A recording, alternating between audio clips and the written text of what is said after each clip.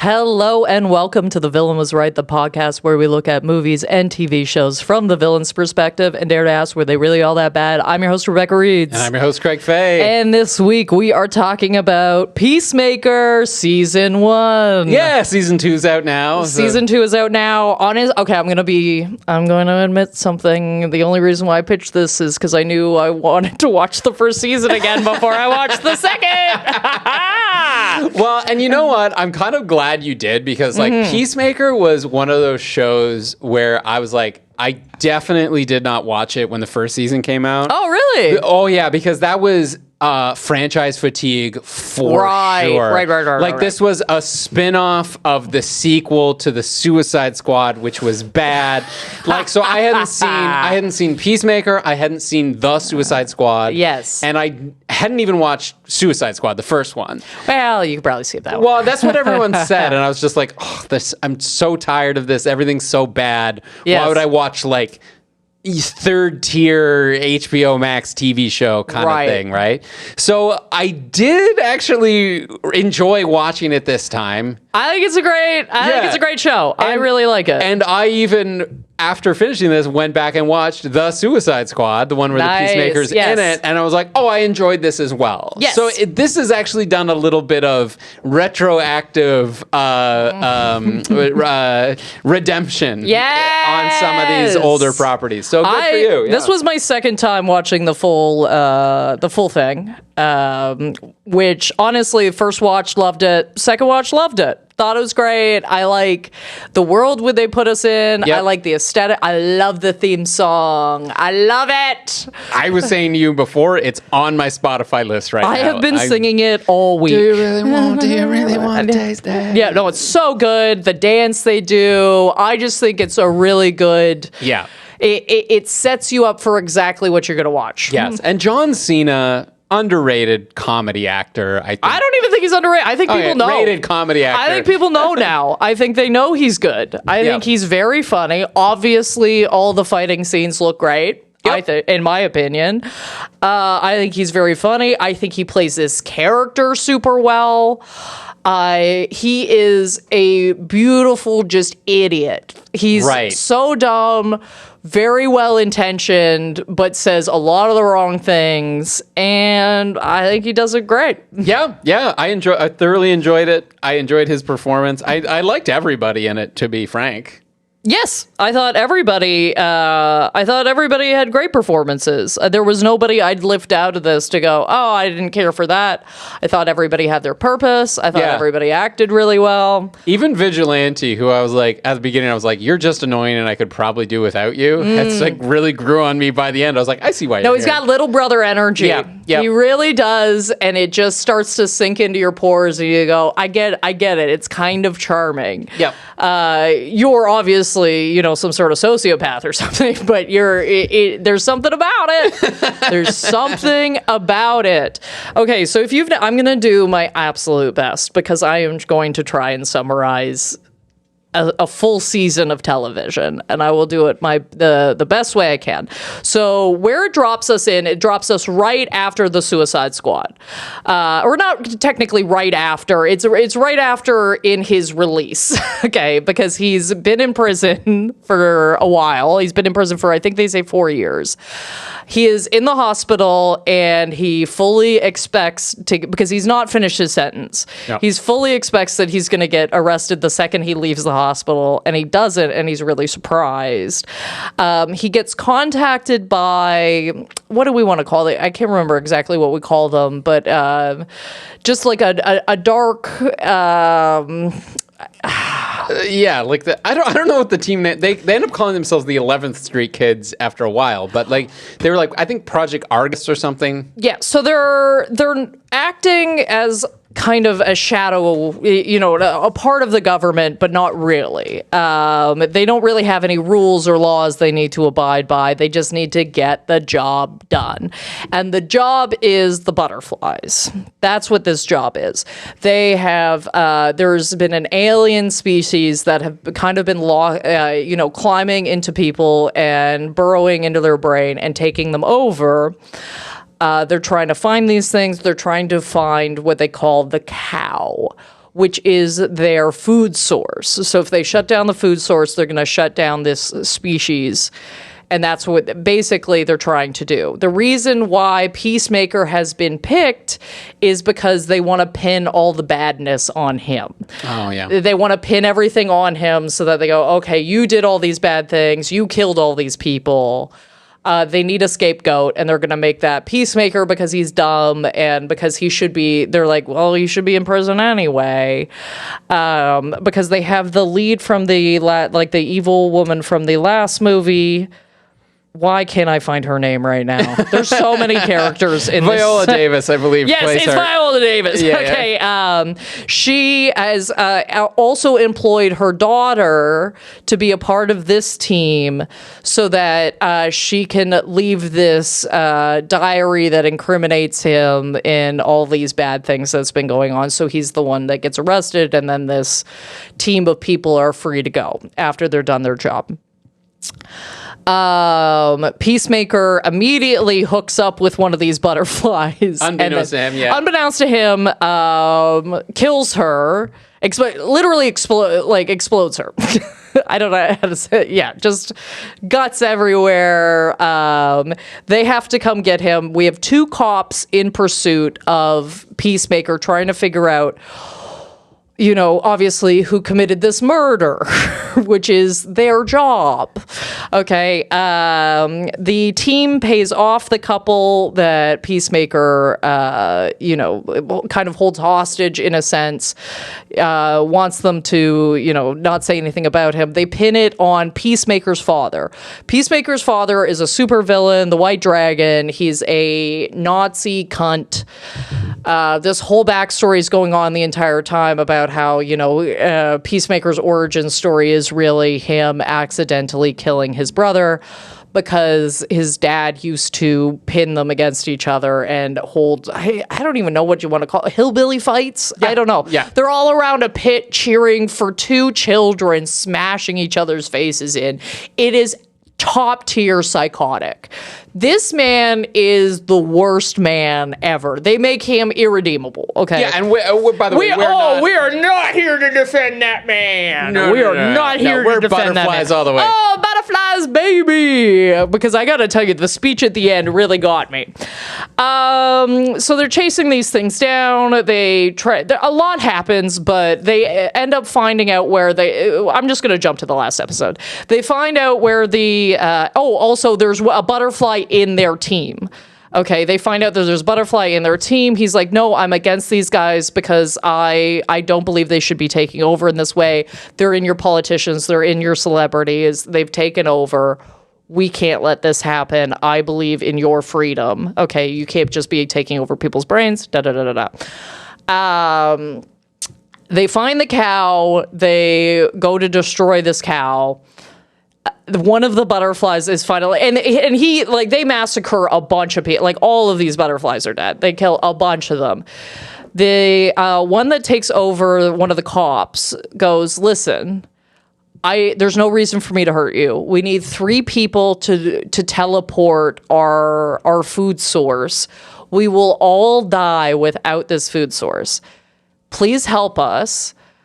We had to leave our planet because it was inhabitable, because the thing that's happening on your planet already happened to us. And that's why we're trying to take over a little bit, because you guys are on the exact same trajectory we were on, where our planet was completely destroyed. We didn't listen. We didn't pay attention. We listened to politicians that wanted to do whatever they wanted. We did all the bad things that led us there. And you guys are about to do the same thing. Help us help you. And Peacemaker went, nah, bitch. You're dead. You're dead. That cow's dead. We're done. And roll creds. Yeah. Yeah, that's pretty much it. And lots of little things happen in there. There's tons of little things that happen in there. Peacemaker has problems. He's like, I don't want to kill a child, and then he finds out that they're all butterflies. Aliens.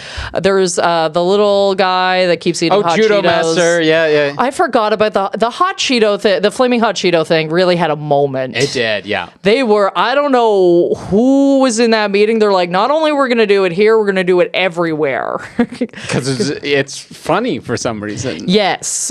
Anyway, that's basically what happened. And also Peacemaker kills his father, which felt very satisfactory. Very good. Very, very good. In my opinion, personally. Shoot the Nazis. Anyway. Yes. So yeah, that's Peacemaker, and we are not here for the father. We are here for the butterflies. I think the speech at the end really brought it for me. I was so shocked when he's like, activate human torpedo. I liked that as a choice. Oh yeah, I loved it as a just as a storytelling choice. I loved it. Okay, Adebayo, when she's just like storms in wearing the helmet, and he's like, Adebayo, no. Human torpedo, and then just knocks herself out. Oh my god, her character's tremendous. And he's just like, that's why we should ban why it shouldn't exist. Like he's just keep telling them, like, I don't even know why we have this human torpedo. Oh, it also ends with her clearing his name and then throwing her mother under the bus. Waller is the name. There we go. Thank you.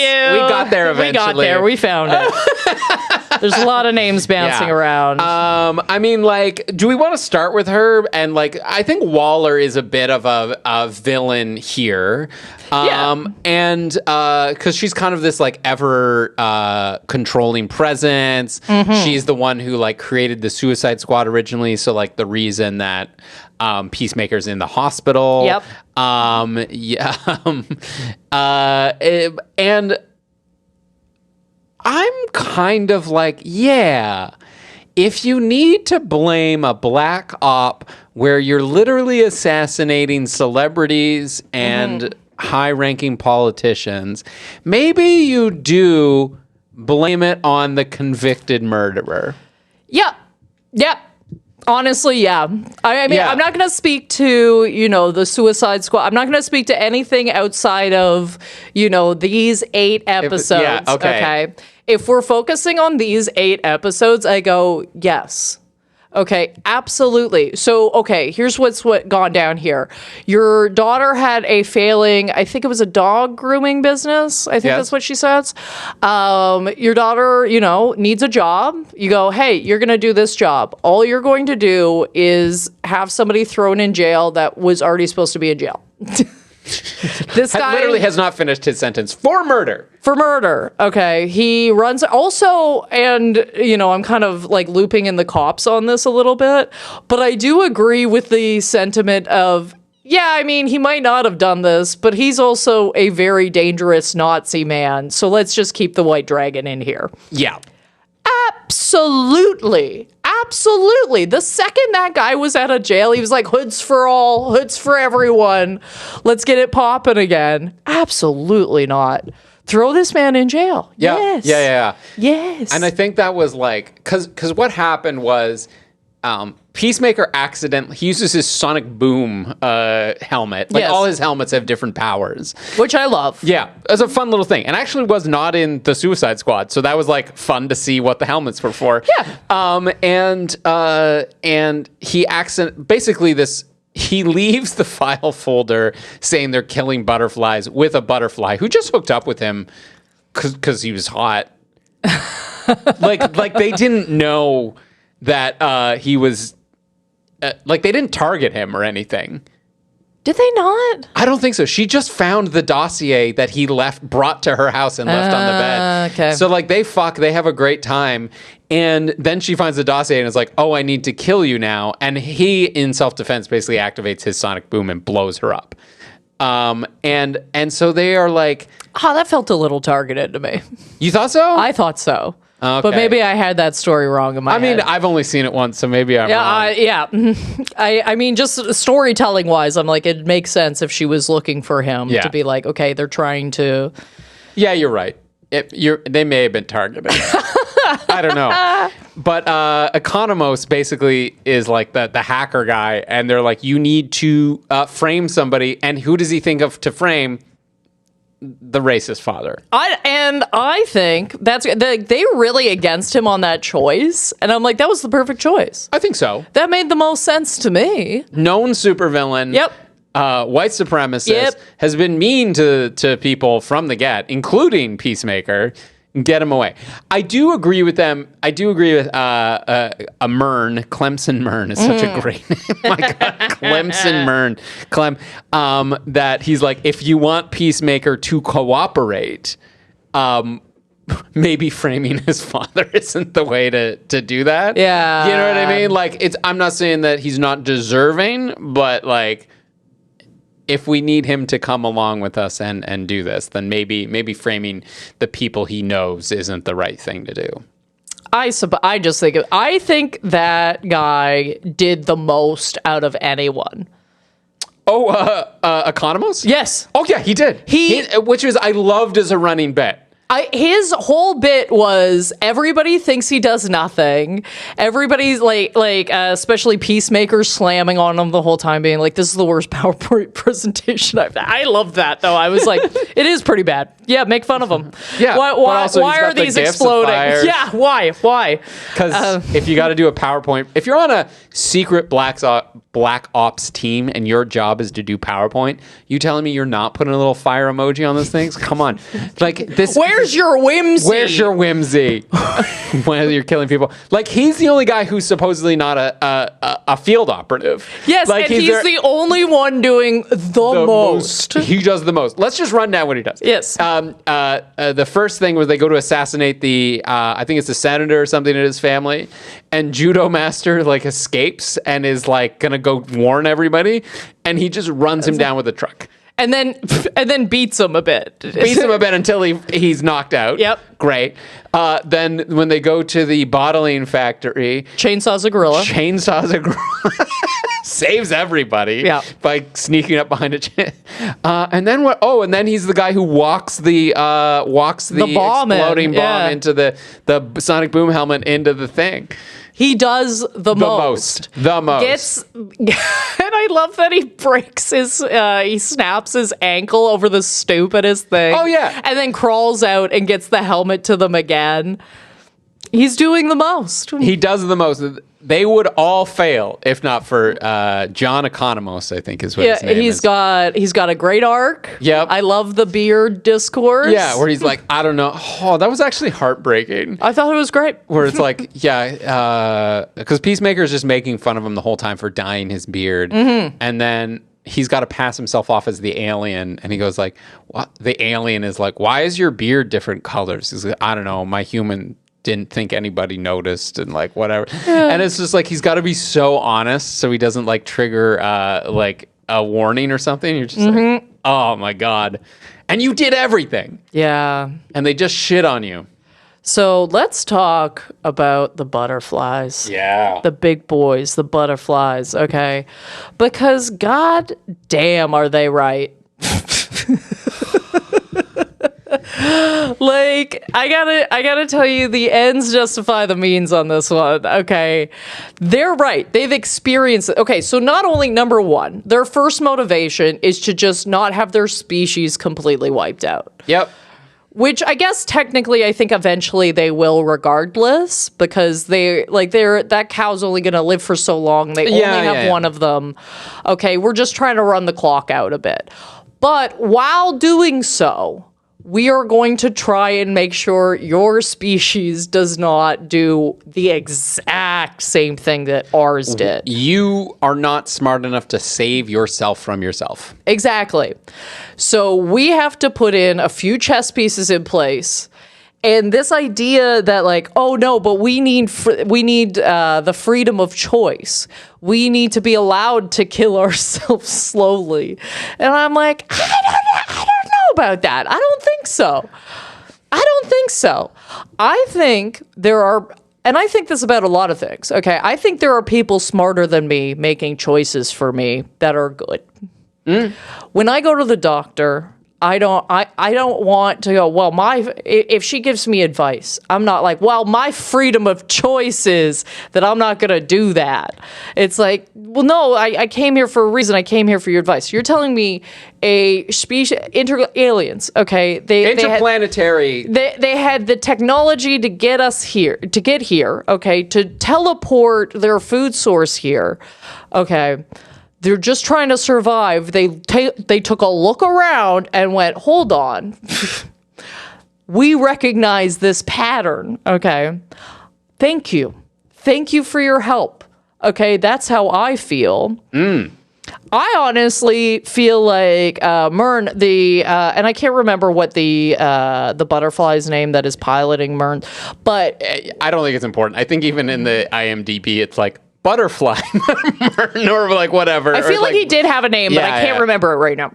Point being is that he gives this speech of like, I didn't even want to take somebody over, but I picked the worst person I could find.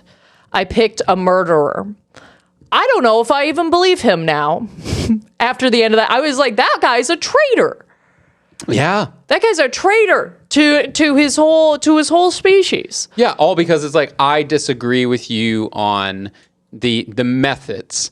Not he doesn't dispute the claim. Yeah. That like humans are destroying the world or whatever. He's just like, no, you need to be able to choose. You know, human beings deserve the right to choose to die or choose to save themselves. And that's the glory of it all. Like, listen, man, we talked a little bit on the last episode of like, you need the right to make mistakes, right? Absolutely. Yeah. You need to choose, Taco Bell. You need the freedom to choose Taco Bell after the bar because the consequences... I don't know if I need that much freedom. The consequences are that you shit yourself. Yeah, that's right. And then you got to learn. Mm-hmm. You learn, right? And you make the choice to take care of yourself. That's the level that I'm talking about. Yeah. You need the choice to do what you want to do. But when the stakes are the fucking world... Yeah. You know, maybe we need to limit the choice here. Maybe we need to go, the choice is like, well, you have free will to destroy the world or preserve the one Earth that we know and love and the only planet that we know that can support life. Maybe we eliminate one of those choices. Yes, you know? Because that's their whole goal. Like, if they're going into politicians, okay, these are politicians that can't be swayed. They have one goal and one goal in mind. Save the world. Okay, exactly. Money isn't an issue anymore. Being bribed isn't an issue anymore. What stocks you have. Oh, my God. Good Lord, is it getting bad out there in those streets. And that's not to be a conspiracy theorist, because I don't even think this is a conspiracy, but it's just like there are politicians who do not have our best interests in mind. Like even in a democracy, right? Where you're like, this is the way that people want it. This is what's important to us. And you've got governments all across the world, Canada, US, Europe, everywhere, who are like, well, we can't solve problems because there's too much money involved. And if I solve this problem, then I'm not going to be elected again, right? Yes. And well, just to pick one of the more easy to swallow examples, and I can't believe this is an easy to swallow example, but you're like, social media is ruining the psyche of teenage girls and teenagers in general. No, it's getting rough out there too. It's making us all bad. Yep. And we all know the social media companies are doing this, but you go, but we can't legislate anything against it because they pay us lots of money. And you go, okay, if we're going to be dealing with corrupt governments anyway that don't represent our interests, they may as well not represent our interests in the favor of saving the planet. The other thing I think that is interesting here is that Peacemaker's whole thing is, yeah, we got to kill a few people for peace. I don't care how many people. I love peace, and I don't care how many people I have to kill to get it. Yeah, I'm like, if anybody's in line with your vision, it's these butterflies. Yes, and that's why I thought the speech was so good, because Yeah. they say that. They go like, I know you. I know what You're one of us. You're one of us. Your ethos and your morals line up. Like, this is the perfect example of what you have claimed is your raison d'etre, your reason for being. You will achieve peace. You will save the world by siding with us, and then he still goes against them. Yeah, and that's why I think it's great writing. It is good. And the reason he gives afterwards is also really good, because they're sitting in the hospital, right? Because everyone's been shot to hell. Yeah. Him and Adebayo have this thing where he goes, did I just kill the world? Did I just doom the world? Yeah. And she goes, probably. She goes, why did you do it? And he goes, I just knew that they would probably hurt you if I went along with it. So it's like, oh, this is really nice. You care for this. You've come to care for this little group of people. Yep. And you're worried about them rather than the bigger picture. And quite frankly, that's a problem with humanity. Yeah. Guilty. Guilty as charged. Yep. We're short-sighted. We're tribal. We have limits on how far we can extend our empathy. Our empathy is broken as a society in that, like, and it's not our fault. And by the way, I'm not doing this whole thing where we're arguing over whether empathy is good. Empathy is very good. Oh yeah, we need It's that. very good. It's essential. It's just limited and broken because it was designed for a smaller community than we have. That's it. Like you put googly eyes on a Roomba and people start feeling bad that it gets stuck in a corner. Oh, I don't even need the googly. As soon as I've named something, right. It's done. Like, you're like, oh, poor Roomba, you're stuck under the chair. Oh, you got to help it, right? Like, and that's very normal for people. You're like, oh, you poor thing. Oh, you are somehow creature I help. Yeah. Like, so like if it's all the things that are close to us, right? Yeah. That where we're like, oh yeah, no empathy. I'm going to help all these people. And then there's just like a certain number of steps, enough Kevin Bacons away from us, where you just go, well, that's not real because, it's too far away, and therefore my dumb brain can't reach that far. Oh, yeah, and I got a real dumb brain, I'll tell you. Yeah. Oh, man. She is, I can't. Anytime I even just try and think about the amount of people, like when I go to a concert, my mind can't handle that. Like, my mind can't handle that. I was at Rogers Stadium, a couple weeks ago. Yeah. And just looking at that amount of people, I was probably a little high, but I still just absolutely boggled that I'm like, okay, so all of these people need to get home and we all have things to do tomorrow and you all have your own agendas and things happening. And I feel so weird. Like, oh, absolutely. Like any concert I've ever been to is like, oh, I can't comprehend this number of people. Like, this is bigger than any community humans have historically been in, and they all fit inside the Rogers Center, right? They all fit inside a stadium, and you go like, that's wild. Like 1,000 years ago, right? 1,000 years ago, 1000 BC, right? Or not BC, 1080. yeah.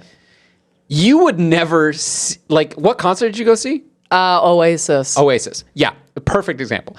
You would never see the number of people in your lifetime who were at the Oasis concert. Yeah. Yes.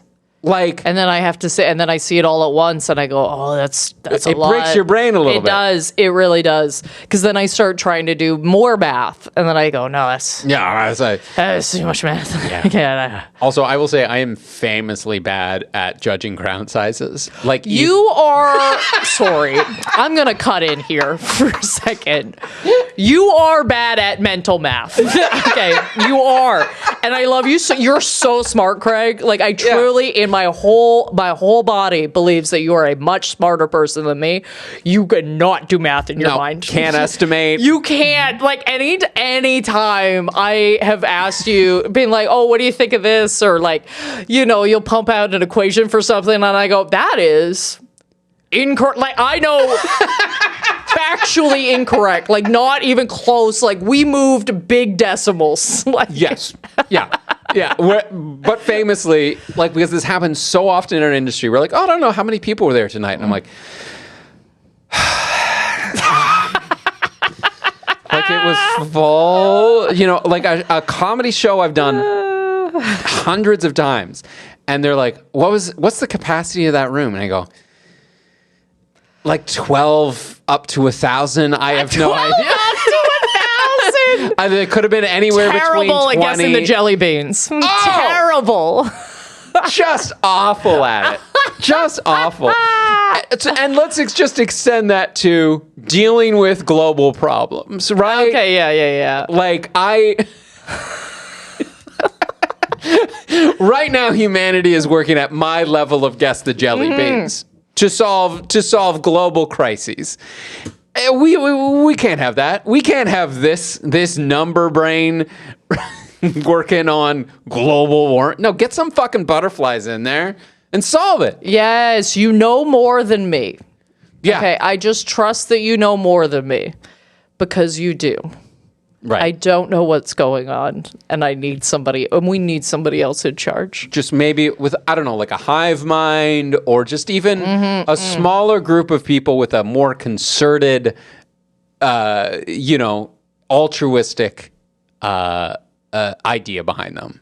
As you say, can't be bought, can't be dissuaded, can't be, just do this and then peace out. We're fine. I'm really excited to say I haven't as soon as I leave this recording session, I'm going to dig in on season 2. Nice. So I'm really excited to see if they're going to do, like, if they're going to Mr. Robot the dad. Oh, okay. Yeah, like if he's going to be through the whole season, like he can't leave him mentally, because it felt like they were tipping towards that towards the end of the season. This spoils nothing, but he is in the second season. Okay, so they probably do Mr. Robot him. We'll see. Okay, we'll see. Okay. That'd be crazy having a little Nazi on your shoulder. Good That'd be bad. Lord. Well, you'd always know what not to do. Yes, that's true. You just listen to that and go, okay, the opposite of thing. what you say. Yeah. The opposite thing. And yeah, the other thing about these butterflies is like, it wasn't just this last speech, right? Where they go, like, you're one of us, our things aligned, help us save the cow. Yeah. They were trying the whole time to accurately communicate what was going on to Peacemaker and the other thing. The first time we see this is Judo Master, who first shows up as the senator's bodyguard and knows that he's a butterfly. Yes. And he comes in, finds them trying to shoot and assassinate the senator. And he like fights them a little bit, but he's like, listen, the butterflies aren't what you think they are. Yes. And then they like knock him out. Fine.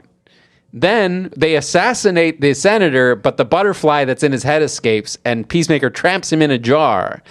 And this butterfly tries so hard to communicate with Peacemaker, writes a peace symbol on the side of the glass jar he's being held in and is like, peace. And they're going through like a tap twice for yes, once for no, or whatever system to try and communicate what they're there to do. Like, they are very open of like, listen, if you hear us out, we're not wrong or evil. Yeah. I'm not hiding this. Like, we're not trying to take over your whole shit here. We're just trying to take over enough that we can course correct this. oh yeah. We, You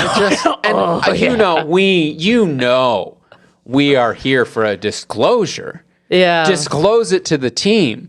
Oh, you've discovered our little ruse? Well, guess what? Now you need to know. Yeah, Myrn being like hiding his identity the entire time seems silly at this point. Yeah. Where it goes again, it goes to one of our number one rules, or one of our top 5 rules, I would say, is the whole team needs to know what's going on. Tell the whole team. Tell the whole team. Let them decide themselves. And I think there is some reason to keep Peacemaker in the dark at the beginning. Mostly that he's going to be a stooge, but... well, yes, of course, yeah. That'd be important. But at a certain point, you're just like, yep, that's it. Got to tell everybody we're a team now. Things have gone south. Wouldn't it be... Although there was a small part of me that's like, oh, man. I've had some one-night stands where it's like, oh, yeah, if I left and you didn't exist, that'd be fine. What do you mean? Just like getting that woman getting vaporized as soon as he's leaving. He's like, perfect. Yeah, done. Guess I don't need to remember your number. Although he seemed pretty happy that he'd spent 4 years in prison. He seemed pretty happy to get laid. Oh, yes, he was. And who wouldn't be? Who wouldn't? Who amongst us wouldn't be? Yeah. Him stealing her record collection is crazy.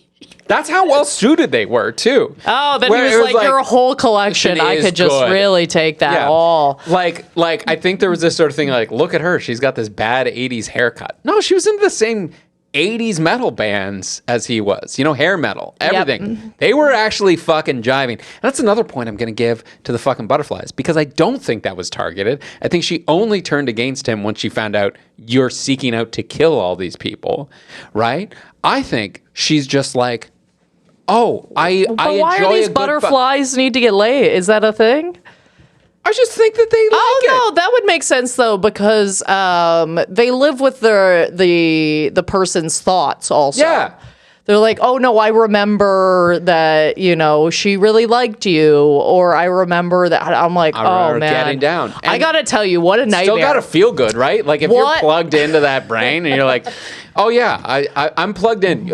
Believe me, I'm touching the feel-good button. The feel-good button. Is that what you call it on women? Yeah. I call it on everybody. It's the feel-good. We're all touching our feel-good buttons, man. Oh God, the feel good button. I was gonna say though, I gotta tell you, it's we have this thing in comedy where we all have comedy notebooks, right? Mm-hmm. And if you leave your comedy notebook anywhere, there is terror within your heart. Within seconds of realization, because you're like, oh, I'd rather somebody go through my internet history than my fucking than my joke book, because it seems like it's written by a crazy person. I can't imagine having somebody stomp around in the old dome. That's bad news. That's bad news bears right there. I don't need anybody upstairs whipping up. Dude, I am telling you, like, the older I get, the more I get, and I don't know if this is just, I don't know what it is exactly, but it's a hormone swing. I think I'm swinging bigger, okay, the older I get. The week before my period, I am literally unfucking hinged. I feel like I borderline will qualify how I felt like tonight as like an episode. Do you know what I mean? I was going around my house having thought. I was like, who is this person? Who's speaking right now? That can't be good. And then I had a little chocolate and I was like, oh no, I'm okay. I'm fine. It's okay. Okay. You can't have somebody else. Like I need the other half of my brain's an editor. Okay. And we need to be editing. I love this so much, where it's like, what is your biggest fear about an alien crawling through your mouth or ass, as we have been led to believe, and taking over your brain? It's not the loss of personal autonomy. Mm-mm. It's not that it would hurt. Yep. It's not that your life as you know it would be over. You'd be like, someone's reading the receipts. Oh no, kill me. me. No. Kill me dead. Kill me right now. Okay. I don't need anybody to know what's going on in the old upstairs. It's also very telling. Your number one fear is to be known. Yep. Shut it down. Shut it down. Can't be having that out in the streets. Okay. That's so funny. Can you imagine somebody crawls it? Well, mind you, Peacemaker's just saying all the quiet shit out loud. So I don't think he really cares. He's like, no, there's just a butt baby. I'm like, what the fuck? Although to say, okay, because there's this whole scene where he talks about how he firmly believes that women can give birth out of their butts. Sure. Okay. And I know that is genuinely so dumb. Okay. But what I will say is, Cannot wait to hear where this goes. the pitch on this is, I feel like we all have one of those things, and they're not that like, I would say, I'm sure mine wasn't that stupid, but there's a thing that we were all told by like an adult or a trusted person when we were a kid. Yep. That just never got corrected, and then it launches its ugly head, okay, sometime in adulthood, and you just have to suffer the embarrassment on that bad boy. Yep. You gotta eat that for what it is. Absolutely, you are absolutely correct. There are things that have somehow not been course corrected as you go out, and you've just gone your whole life believing it, and you have lived your life believing it. Yes. Because it hasn't affected you yet. Because his dad didn't sign the form for sex ed. Oh, no. His dad called that some liberal nonsense. Oh, he was homeschooled for sure. Yeah. Oh, you know what? Yeah, you're right. Yeah, He has big homeschool energy. Okay. That Peacemaker didn't have a chance. I don't think you can teach your kid to be a deadly weapon with whatever is in their hands from the day that they're born, which is how Peacemaker is described. That is correct. I don't think you can do that and attend public education. No. You were 100% right. The second you said that, I was right, of course. Of course he was homeschooled. It wasn't even like he didn't sign the form. It was like... Yeah, today is the class, beat up your brother class. He probably called him a fucking idiot for not knowing it, even though... Who could have taught him anything? Who could have taught him anything? Just whatever white supremacist your dad happens to be banging, that's your sex ed. Oh, God. Very bad. Yeah. But yeah, a little later. This is the thing that pops into my head immediately when you say that.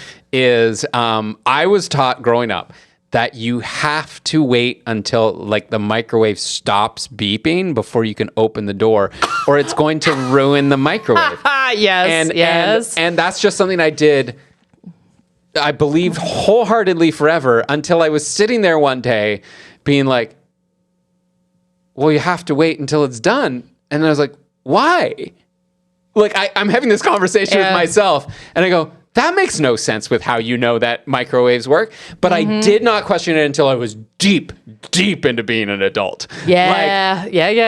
Like I think one of the universal ones is you can't turn on the car light while you're driving. Like the vehicle light on the inside.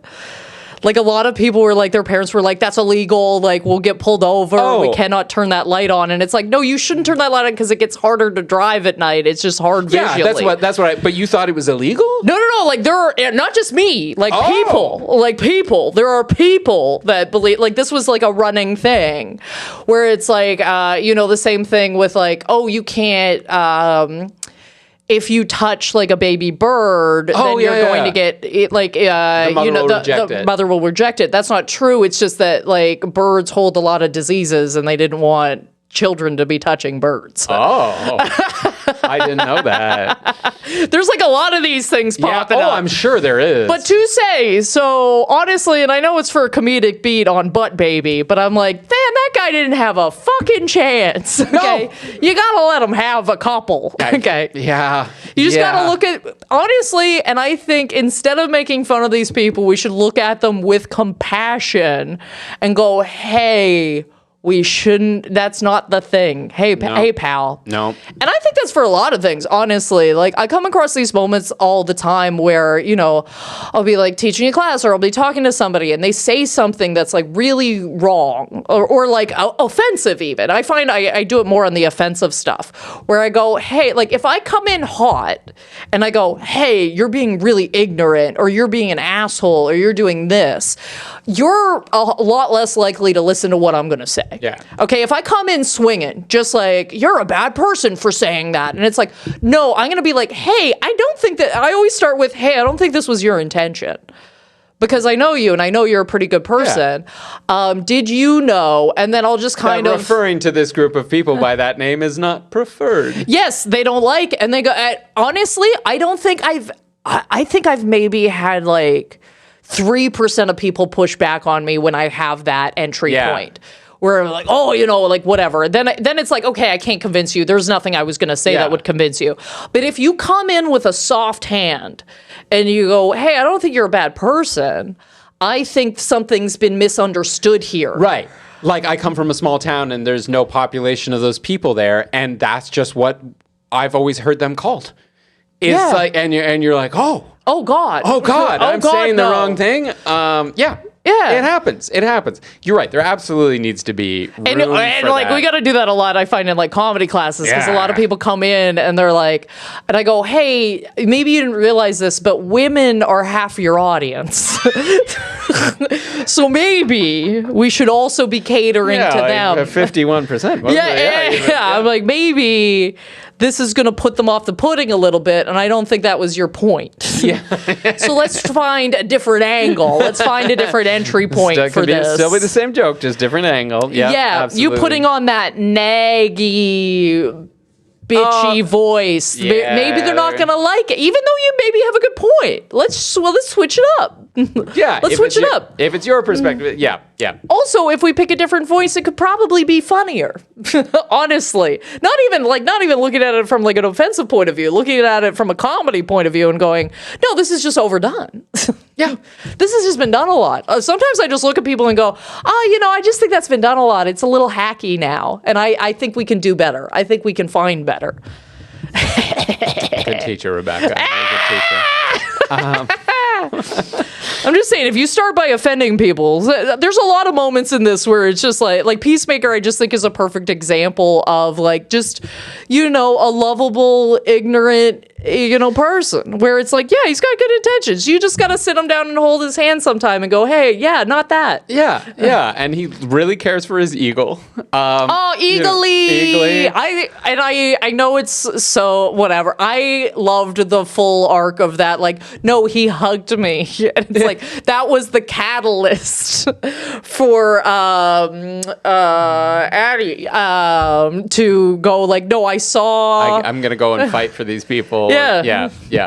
Because I watched an eagle hug a man, and I'm like, you know what? That would do something to me too. It would do something to me. I also love that it's like, Eagly's so unreliable. Like, carry this thing. It's like, yeah, of course it's just a bird. It doesn't understand anything that we say. It just goes and drops it in the middle of the forest somewhere. I believe that Peacemaker's not a good trainer. Like, it all falls in line on that. I'm like, no, this all makes sense to me because I'm like, I don't think he would train him well. Yeah, I don't know if you can train a bald eagle. I think a lot of pets take on the personalities of their owners. Yeah, asshole. And that's why we love Scar, the studio dog. He's so chill. He's not even here right now. That's how chill that dog is the chillest dog I've ever met in my entire life. Yeah. Love Scar. Sorry, Eagly just reminds me. Have you seen the clip of like, this is from years ago, where it's like at one of those like really conservative like universities and stuff, and they're inside in this big auditorium, and someone's got like a bald eagle or whatever, and they let it fly and they let it go, and everyone starts chanting USA, USA, and it scares the bird and it flies into a window. Was that a real clip? That's a real clip. Because I've seen it, and I just assumed that was some sort of computer generated. No, this is from like way before any of that was common. So if it's faked very, very well. Because that made me laugh. I feel so bad for that. Like, obviously, I feel terrible for the animal. And I think the animal was fine. Oh, was it? Okay, good. But there was something so just poetic. Yeah. And it feels like it's out of Peacemaker. Like, that's how I would... Where it's like, that is the sort of commentary. Like, I will kill, I'll kill as many people to achieve peace as possible. And, and brutal killings, too. Like, that's the other thing. They just go and, like, shoot up the butterfly workplace before they even know what's going on. Well, yeah. For peace. For peace. For peace. And to be fair to Peacemaker, he does know that they are butterflies, at least. He does know that they are the target. And the chainsaw gorilla thing's awesome. Yeah. And I love that Vigilante's pissed. Yeah, he was like, I was literally just talking about this. I really want to kill something with a chainsaw. And you knew that. Yeah. And also, I got to say, like, Vigilante, probably a criminal. Big time. Big time. Like, at one point he goes like, it's not my choice. I just kill people who break the law. Like, he goes like murderers, thieves. Graffiti artists. It's like, you're like, oh, you're murdering graffiti artists? There's even a point where they're smoking pot. Mm-hmm. And he goes like, I would have killed you for that. 4 years ago I can't believe they legalized that. So it's like, you know what? I think that's probably a good way to direct his killing. Yes, I say. I mean, he's gonna do it. Yeah, if he's gonna do it, we do need to point him a bit. The dexterism of it all. Yes. Which is also they've been trying to bring that back so many times. Well, no, they did, and now it's gone again. It's gone again. Yeah, got canceled again. Well, good for it. Good for it. They just jumped the incestual shark, and I'm sorry. I was there for that. I watched OG Dexter. Oh yeah. I watched it until that was so hot for a while. And I watched it until that happened, and I went, okay, I'm out. Until what happened? Until they were like, I'm in love with my, what was it? I was in love with my brother. One of them loved the other one, and I was like, absolutely not. I'm out. I forget that. Anyway, I just remember John Lithgow being creepy as hell. Well, he can do whatever he wants. He is brilliant. Anyway, point being, butterflies are absolutely fucking right. Save us from ourselves. Save us from ourselves. Also, if you haven't, we've ruined it for you now, but this one's a hard recommend for me. Yeah, it's fun. It was a fun rewatch. It really zipped along. 8 episodes. Humor's good. The world they set you in, I really like the style of it, the way they roll out the story. Supporting cast is great. Love that they didn't spend that much time on origin story. Yeah. I love that. Okay. I'm so tired of watching this big buildup of like how this person became who they, and they kept hinting at it, and they do cover it, but they cover it in a great way where you're setting us in present day first. Little doses of your backstory. Little bites. That's what I like. That is what I want. What do you think, Craig? Are we ready? Yeah, rank that villain. Are we ready? So I've got the War and Peace scale for Peacemaker, yep. War and Peace.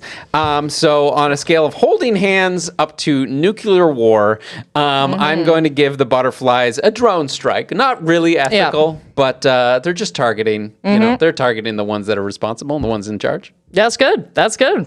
I've got the glam metal scale. So from Twisted Sister to Def Leppard, I'm gonna give the butterflies a quiet riot. I think that's self-explanatory. It is truly a quiet riot. Yeah. And team, before we get to our heroes and villains of the week, as always, there's a couple ways you can help out the podcast. If you would like to follow us, you can follow us at Villain Was Right on Instagram, on TikTok, or VWR podcast. Sorry. Sorry. Yeah. Sorry, my bad. VWR podcast. Jesus Christ, I am off my game right now. It's fine. I'm off my game right now. VWR just Google podcast. It. Yeah. Google it. I don't think I've ever actually typed in a full handle of anything. But yeah, if you want to see how red our faces get, okay, because they go up and down, I'll say that. If you would like to email us, you can email us at villainwasright@gmail.com. This was an audience suggestion, okay? This was on our list of suggestions. If you would like us to cover your suggestion, please email us. That is the best way to get in touch with us.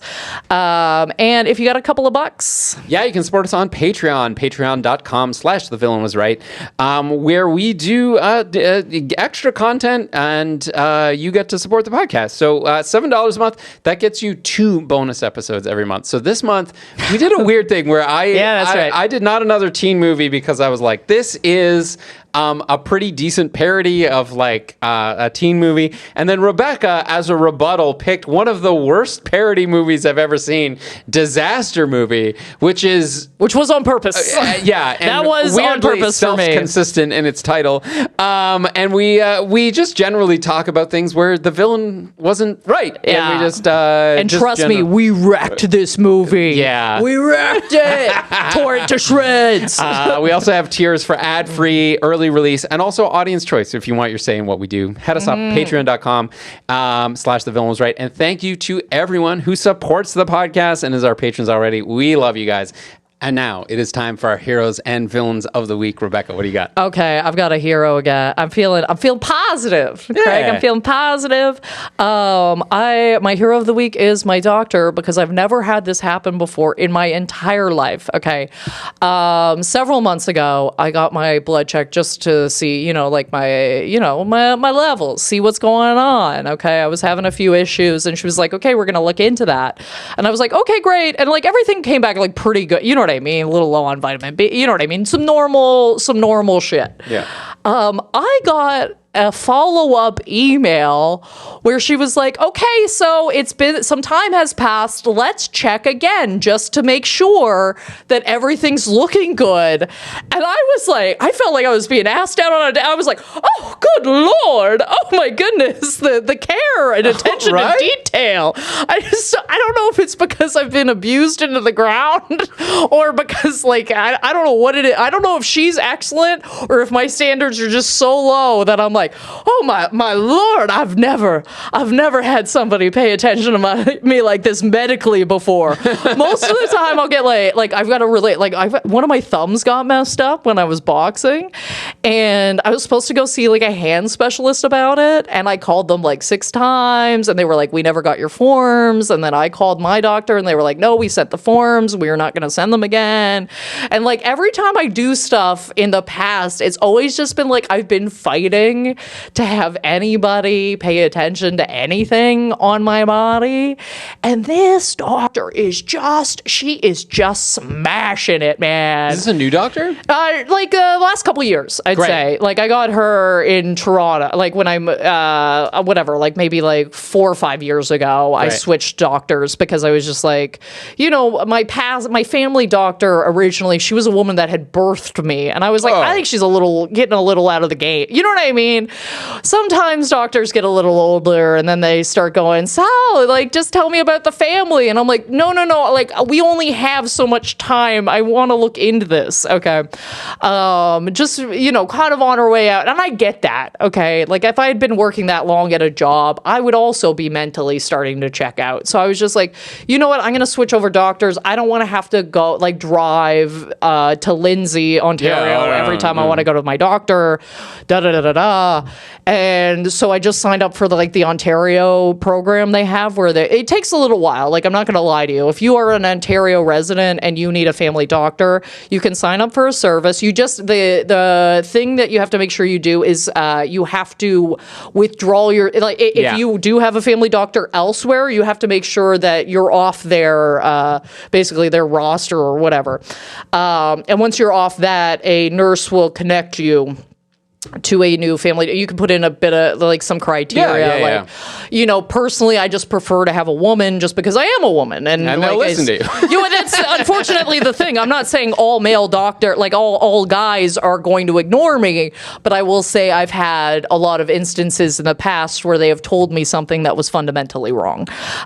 Because they're like, oh, you're whining. Butt babies. But But yeah, I've been butt babied a couple of times. I'll tell you that. I'll tell you that for free. So I was just, anyway, she's my hero because I was just so floored by somebody. I was like, I don't know if you had that in my chart ready to go. I don't know if you're just looking over everybody's charts periodically, but you having your finger on the pulse on that was just very impressive for me. So my hero of the week's my doctor. Sometimes the system works. Yeah, I'm just saying, if we all want to bitch and complain, we should talk about some of the success stories absolutely. too. Okay, let's say that. Let's talk about the mail that's delivered on time. Exactly. Yes. What do you got for us, Craig? Yeah, so I've got a little bit of a villain here. So basically what happened was this is like a couple weeks ago now, and I was out like running errands, like running to the grocery store, picking up a couple things, drugstore, like picking up prescriptions, that sort of thing. So I was out of the house for like, half an hour, 40 minutes or whatever, just running around the neighborhood doing things. And as I'm walking home, I passed this guy on the street, like right by my house, like near a street corner. And there's these two guys out there like talking, and I overhear them. And he goes, one guy says to the other, did you hear Donald Trump just died?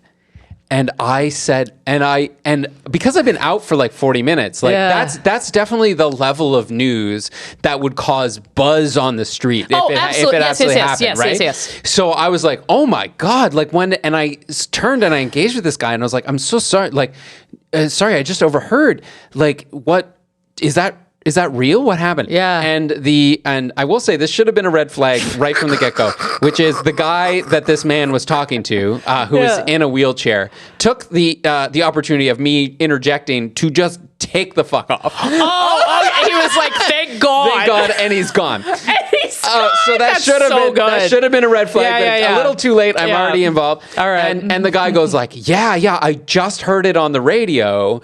So he's like, so it could be a hoax. I don't know, but I just heard it on the radio. But he goes like, that happened. And he goes, I just heard from this guy. Do you know who this guy is? And I was like, no. And he goes, oh, he came in like fourth place in the 1960s presidential election. And he says that there's two Donald Trumps. They're clones of each other.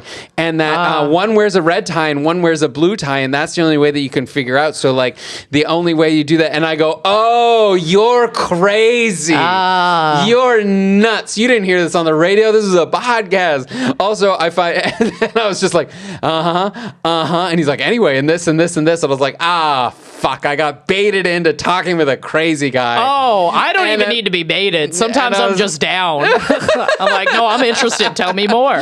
Tell me more about the ties. But I was like, anyway, I'm going to go look this up and go. And like, he's like, okay, yeah, look it up. And I also just love that as a conspiracy theory where the guy, it's like they've been able to perfectly clone Donald Trump, but they can't figure out how to put a different color tie on. I just love the idea that they cloned him perfectly and didn't make him look better. Yeah, right?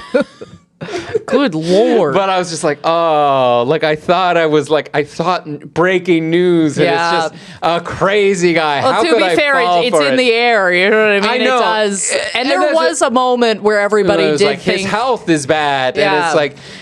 But I was just like, I was like, you're just crazy. You're just crazy. Oh, Craigers. Yeah. Anyway. Well... That's my villain of the week. How dare you? How dare you get my hopes up? Great. Yep. Well, as always, team, that is us. You can follow me at Rebecca Reeds on any platform of your choosing. Once again, if you would like to come to see me live, I am performing in Toronto at Comedy Bar Danforth, 7 p.m. and 9 p.m. October 16th. I will be recording my comedy special. Craig's going to be there, so roll through. Okay, roll through to see some great comedy. Well, I hope. Well, oh my God, I'm panicked. Anyway, please come to that. And again, if you cannot afford a ticket, they're $20 tickets. If you cannot afford it, please DM me and I will get you a free ticket. Where can people follow you, Craig? Follow me at Craig Fay Comedy at Instagram, TikTok, Facebook, that sort of thing. CraigFay.com for show dates. I am headlining in November, so just a little over a month from now in Toronto. So check me out there. And that does it for us this week on the podcast. Tune in next week. It's October. We're starting kind of scary movie month again. We're still working on the outline for that, but we got some bangers for sure for you there. And this was The Villain Was Right, reminding you, don't feel bad about not knowing about butt babies.